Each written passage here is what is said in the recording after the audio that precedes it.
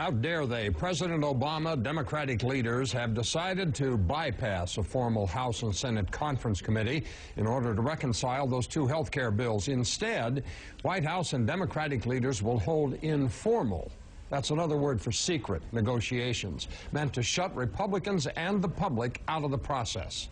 What a far cry from the election, when then-candidate Obama pledged to, quote, broadcast health care negotiations on C-SPAN so that the American people can see what the choices are, unquote.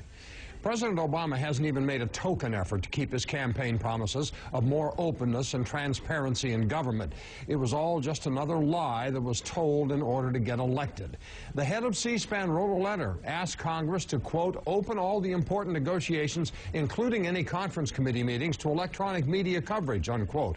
When White House Press Secretary Robert Gibbs was asked whether the administration would support televising the negotiations, he refused to answer, instead mumbling something about, I haven't seen the letter.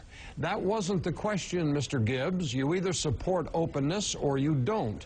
The Democrats insist this is all on the up and up, with House Speaker Nancy Pelosi saying, quote, there's never been a more open process for any legislation, unquote. Really? This is the same Nancy Pelosi who, you may recall, after becoming Speaker in 2006, promised the Democrats would have, quote, the most honest, most open, and most ethical Congress in history, unquote. Here's hoping the voters remember some of this crap when the midterm elections roll around later this year.